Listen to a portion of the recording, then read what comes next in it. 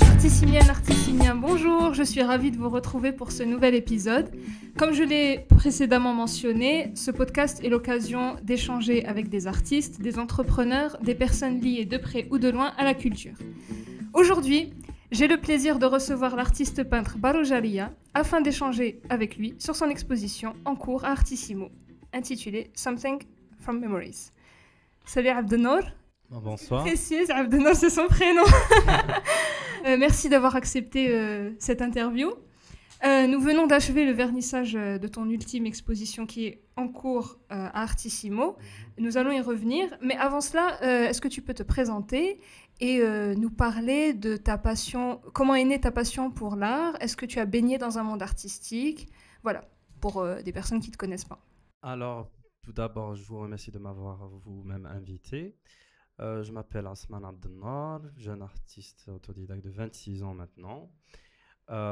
Pour ce qui est de la question, en fait, j'ai pas eu un entourage dans la famille, en tout cas dans le milieu artistique. C'est vraiment une passion où j'ai commencé dès le plus jeune âge. Et ça m'a toujours attiré, le dessin m'a toujours attiré, ainsi que les illustrations, par exemple, dans les contes, dans les bouquins, dans n'importe quel, même dans des pancartes publicitaires. Alors j'ai essayé le dessin et je me suis trouvé à l'intérieur en fait. Et c'est quelque chose qui me fascine parce que c'est pour moi un moyen de donner vie à ce qu'on pense ou à ce qu'on imagine ou à ce qu'on vit dans un monde qui n'est pas forcément visible à l'œil nu et qui peut être visible grâce au dessin. Donc j'imagine que ça a commencé à un très jeune âge. Dès le début, tu as quelque chose qui t'a attiré Très jeune âge, je pourrais dire à l'âge de 7 ans, 6 ans. Donc voilà. Pourquoi Baro Jaria? Baro Jaria, c'est un monde de mes rêves.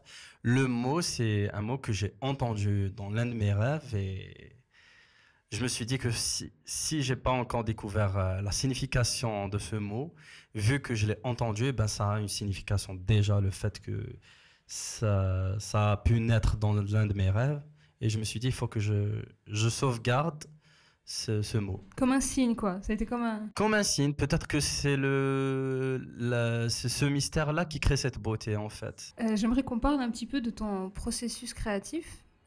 Combien de temps tu mets généralement pour la conception d'un tableau? Là ça dépend, en fait des fois il y a la motivation qui joue un rôle, la détermination et parfois c'est l'histoire du tableau. Par exemple, je peux prendre, si un tableau que je veux interpréter ou symboliser quelque chose qui me tient vraiment à cœur, je pourrais le finir au bout de 2-3 jours. Il y a d'autres facteurs comme le format, plus c'est grand, plus ça demande du temps, plus c'est petit, moins ça demande du temps. Et voilà, c'est aussi par rapport à la motivation, encore une fois. Et pour préparer une expo, il te faut à peu près combien de... C'est-à-dire que tu arrives à quel nombre de tableaux, généralement, pour te dire « Ah, tiens, je pense qu'il est temps que j'expose ». Est-ce que ça dépend ou est-ce que tu te fixes un nombre de tableaux précis ou est-ce que c'est aléatoire? C'est aléatoire parce que il y a des périodes où j'ai pas de vente, je fais pas de vente, donc ça s'accumule. Il y a des périodes où j'ai beaucoup de ventes, donc ça diminue forcément, et c'est par rapport au rythme aussi. Okay. Par rapport au rythme et par rapport à mes inspirations et mon état. Des fois, on appelle le syndrome de la page blanche, donc j'ai des périodes où, par exemple, une fois, ça m'est arrivé allez, 5-6 mois où j'ai pas touché le stylo et la feuille, et forcément, je pourrais pas avoir un nombre plus grand que ce que j'ai actuellement, par exemple. C'est la première fois que je dépasse les quinzaines de tableaux. Donc, par exemple. Pour revenir à l'expo d'aujourd'hui, est-ce que tu pourrais un petit peu nous parler de l'ambiance? Comment tu l'as trouvé? Le public, comment tu l'as trouvé? Les gens qui sont venus voir? Et est-ce que tu pourrais aussi nous parler de l'idée géniale, selon moi, que tu as eue, justement, pour les faire un petit peu participer à tes peintures, à tes tableaux, en quelque sorte? C'était bien. Ce que j'ai aimé beaucoup plus, c'est qu'il y avait quelques personnes qui ne se connaissaient pas avant. Ça les a permis de se réunir, en fait. Et c'est ça la magie de créer un petit atelier, on va dire. Ça permet aussi de créer cette ambiance qu'on ne voit plus pas qu'on voit plus, mais qu'on voit pas souvent.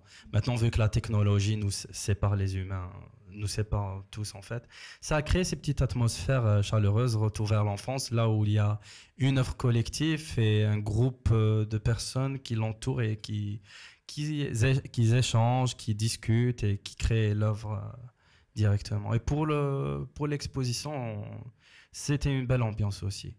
Vu que c'est une exposition, déjà, on peut exposer comme on veut. Le public n'est pas forcément dans le jugement. On peut être libre et présenter ce qu'on a au fond de nous, parce que des fois, on peut oser quelques tableaux où on a peur de les exposer. Donc voilà. Et cette fois-ci, ce ne fut pas le cas. C'était pas le cas. Ouais. Franchement, je n'ai pas senti une gêne ou une hésitation. Bah, tant mieux. Voilà. C'est super de l'avoir constaté en tout cas. Cette exposition s'intitule Something from Memories. Est-ce que tu pourrais nous en parler? Pourquoi tu as choisi ce titre? Et qu'est-ce que tu as entrepris de nouveau par rapport à tes précédents tableaux, à tes précédentes créations? Il y a beaucoup de personnes qui m'ont connu dans le thème les rêves. Maintenant, Something from Memories, c'est vraiment cette sensation qu'on sent par rapport aux souvenirs. Des fois, on a des souvenirs débloqués, des fois, des souvenirs qui créent une nostalgie. Il y a la nostalgie qui nous procure du bien, la nostalgie qui nous procure une nostalgie toxique, on va dire. C'est qu'on regrette de ne pas avoir profité, par exemple, dans nos souvenirs. Il y a ce côté-là, au contraire, où on se dit, waouh, j'ai vécu des moments extraordinaires dans ma vie. Ça quelque part, nourrit ma créativité. Et les souvenirs, ils peuvent être des souvenirs dans le monde réel, comme dans le fantasme, ou dans les rêves, ou dans l'imagination. C'est-à-dire, quand on était petit, par exemple, on imaginait un ami imaginaire. Et après, on a oublié ce délire, en fait. Et actuellement, on se dit, tiens, j'ai eu cet ami-là qui n'existait pas, et que je le voyais pas à l'œil nu, je le sentais pas parce que c'était au passé. Mais maintenant, c'est comme si on lui avait donné une forme de vie. Ça, c'est juste un petit détail. Et maintenant, on arrive à sentir c'est quelque chose qui est beaucoup plus intense que quand on le sentait avant. Donc ça, c'est juste un petit détail pour les souvenirs. Il y a beaucoup de souvenirs. Il y a des souvenirs d'enfants, il y a des souvenirs d'adolescence, du premier amour, du premier baiser. La première fois, on a fait des virées entre amis, indépendamment. Voilà, chaque personne, donc c'est subjectif, chaque personne après a ses propres souvenirs. Ouais. Et ça nous procure ce plaisir, en fait. Et quels sont les artistes qui t'inspirent, dont le travail t'inspire, que ce soit des peintres ou autres même, ça peut être dans n'importe quel autre domaine artistique? Pas qui m'inspire, mais que j'admire, en fait. J'ai oublié le nom je connais le prénom, c'est Margaret, celle de Big Eyes. C'est une histoire fascinante. C'est les enfants aux grands yeux. Il y a aussi un film qui parle de ça. C'est l'une des artistes qui me fascine le plus. Eh ben, dernière question. Qu'est-ce qu'on peut te souhaiter pour le futur? Qu'est-ce que tu voudrais qu'on te souhaite?